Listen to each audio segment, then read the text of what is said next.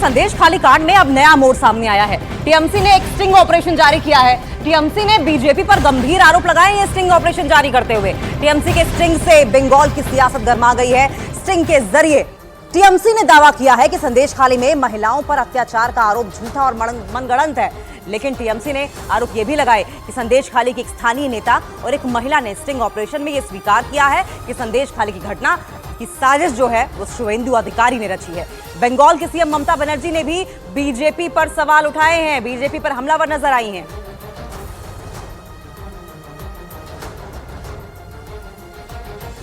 সে 2000 টাকা নিয়ে কমপ্লেন করেছে, আমি বলছি না, গঙ্গাধর কয়াল বলছে। পরবর্তীকালে কিছু মেয়েকে দিয়ে কমপ্লেন করানোর জন্য আরো কয়েকজনের জন্য 2000 টাকা করে চেয়েছে, সেটাও তারা দিয়েছে।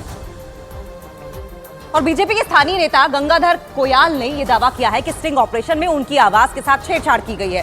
साथ ही उन्होंने दावा इस बात का भी किया कि संदेश खाली को बदनाम करने की साजिश रची गई है। আমার বিরুদ্ধে যে ভিডিওটি ভাইরাল হয়েছে এটা পুরোপুরি চক্রান্ত এবং ষড়যন্ত্র। আমার গলাকে বিকৃত করে হাই টেকনোলজির মাধ্যমে আমার গলাকে বিকৃত করা হয়েছে। मेदिनीपुर लोकसभा से बीजेपी उम्मीदवार अग्निमित्रा पॉल ने टीएमसी पर पलटवार किया और ये कहा कि संदेश खाली के मुद्दे पर ममता बनर्जी मुश्किल में दिखाई दे रही हैं। कि ममता बनर्जी संदेश खाली लेकर बहुत ज्यादा माने विपद में है। उनको ये माने जो दंगल में वो फंस गए वहां से उसको निकालना है, उनको अपना को निकालना है, पार्टी को निकालना है। उनको अगर इतना कुछ बोलना है तो वो अदालत पे क्यों नहीं जाते? वो भूल गए हैं क्या कि ये अदालत का निर्देश में सीबीआई तदंत हो रहा है, इन्वेस्टिगेशन हो रहा है। कर्नाटक यौन शोषण केस में एसआईटी ने बड़ी कार्रवाई करते हुए पूर्व मंत्री और जेडीएस नेता एचडी रेवन्ना को हिरासत में ले लिया है। यह एक्शन किडनैपिंग केस में लिया गया है। रेवन्ना ने गिरफ्तारी से बचने के लिए कोर्ट में अग्रिम जमानत याचिका लगाई थी, जिसके खारिज होने के बाद एसआईटी ने उन्हें अपनी कस्टडी में ले लिया। कर्नाटक सेक्स स्कैंडल केस में प्रज्वल रेवन्ना के साथ साथ एचडी रेवन्ना भी आरोपी हैं। तो कर्नाटक यौन शोषण मामले में अब एसआईटी ने एक बड़ी कार्रवाई की है और पूर्व मंत्री और जेडीएस के नेता एचडी रेवन्ना को हिरासत में ले लिया गया है। यह एक्शन किडनैपिंग केस में लिया गया। रेवन्ना ने गिरफ्तारी से बचने के लिए हालांकि कोर्ट में एक अग्रिम जमानत याचिका दायर की थी, लेकिन इस इंटरिम बेल को कोर्ट की ओर से खारिज कर दिया गया था, जिसके बाद एसआईटी ने उन्हें अपनी कस्टडी में ले लिया है। कर्नाटक सेक्स स्कैंडल केस में प्रज्वल रेवन्ना के साथ साथ एचडी रेवन्ना भी आरोपी बनाए गए हैं।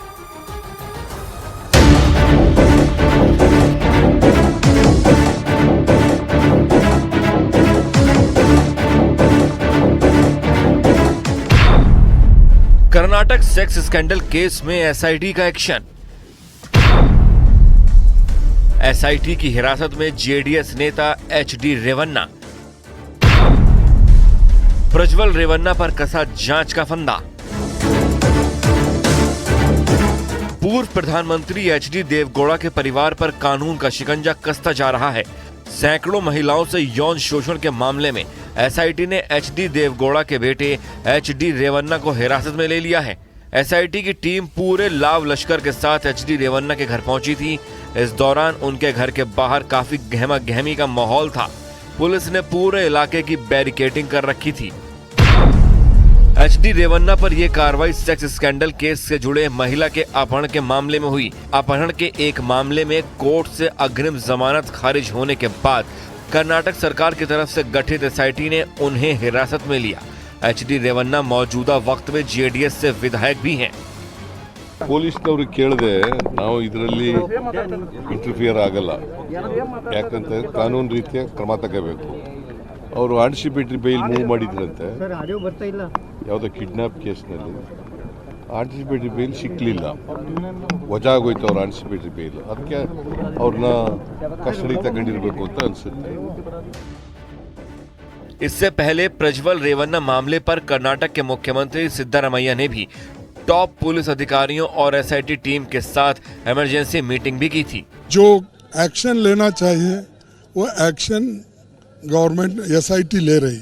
एसआईटी तो इंडिपेंडेंट, उन्होंने एक कमेटी की है, वो कमेटी जो काम कर रही है कानून के तहत कर रही है, और जो भी आदमी गलती करता है उसको शिक्षा जरूर होना चाहिए। और अगर कानून का भय किसी को नहीं है तो बहुत कानून के तहत देश अगर चलेगा नहीं तो सबको मुश्किल होता है। बेटे प्रज्वल रेवन्ना के साथ एचडी रेवन्ना भी कर्नाटक सेक्स स्कैंडल में आरोपी हैं। दोनों को शनिवार को दूसरा लुकआउट नोटिस भेजा गया। मीडिया रिपोर्ट्स के मुताबिक शनिवार को जब एसआईटी जांच के लिए रेवन्ना के घर पहुंची तो रेवन्ना समर्थकों और एसआईटी टीम के बीच नोकझोंक भी हुई। दरअसल प्रज्वल हासन से जेडीएस के सांसद और लोकसभा उम्मीदवार हैं। हासन में 26 अप्रैल को दूसरी चरण की वोटिंग हुई थी। इसके बाद प्रज्वल जर्मनी चले गए थे और आरोपों के बाद प्रज्वल को 30 अप्रैल को जेडीएस से सस्पेंड कर दिया गया था। लोकसभा चुनाव के बीच कर्नाटक में फूटे सेक्स स्कैंडल बम से सियासी पारा हाई है और विपक्ष को जेडीएस के साथ साथ बीजेपी को भी घेरने का मौका मिल गया है, क्योंकि कर्नाटक में दोनों पार्टियां मिलकर चुनाव लड़ रही हैं और कांग्रेस की तरफ से इस मुद्दे को लेकर लगातार बीजेपी पर हमला भी किया जा रहा है।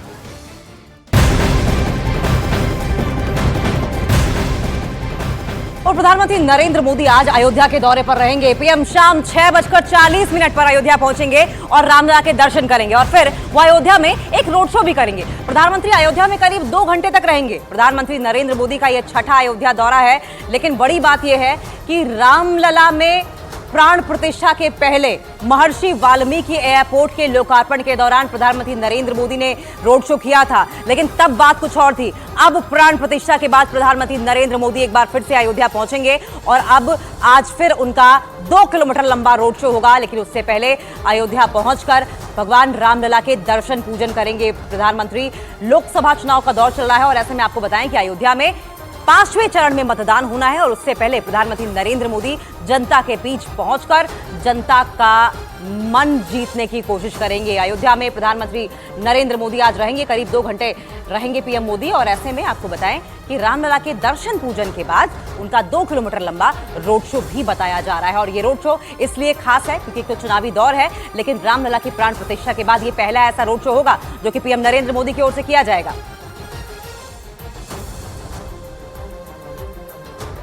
प्रधानमंत्री समय समय पर अयोध्या का दौरा करते रहे हैं। आज वो 6वीं बार अयोध्या पहुंचेंगे।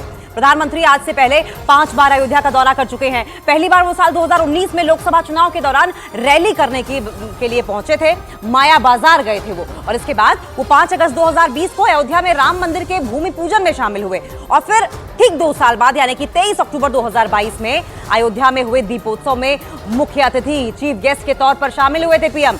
30 दिसंबर 2023 को उन्होंने अयोध्या में रोड शो किया और फिर महर्षि वाल्मीकि अंतर्राष्ट्रीय हवाई अड्डे का लोकार्पण भी किया। 22 जनवरी 2024 को रामलला की प्राण प्रतिष्ठा समारोह में शामिल हुए और उसके बाद आज प्रधानमंत्री नरेंद्र मोदी फिर से अयोध्या पहुंच रहे हैं। अयोध्या में राम मंदिर के निर्माण और रामलला की प्राण प्रतिष्ठा होने के बाद ये पहला लोकसभा चुनाव है, जिसे लेकर अयोध्या के लोगों में खासा उत्साह देखने को मिल रहा है। अयोध्या में 20 मई को वोट डाले जाएंगे। अयोध्या के लोग इस बार किसके साथ जाएंगे, देखिए सीधे अयोध्या से न्यूज़ 18 इंडिया की ये स्पेशल रिपोर्ट। महिलाएं इस वक्त हमारे साथ मौजूद हैं जो बताने जा रही है कि कितनी उत्सुकता उन्हें यहाँ पर इस वक्त है। बिल्कुल हमें बहुत बहुत उत्सुकता है कि हमारे पीएम जो हैं, जिनकी ये देन है, उन्हीं के आने से जैसे ये फिर से हरा भरा और फिर से वैसे ही सज पाई है अयोध्या नगरी, जैसे कि हम चाहते थे कि हमारे प्रभु श्री राम की नगरी ऐसी हो, वैसी बनी है। अच्छा, सियासत बहुत होती है, लेकिन लगता है कि सियासत से परे ये देखना चाहिए कि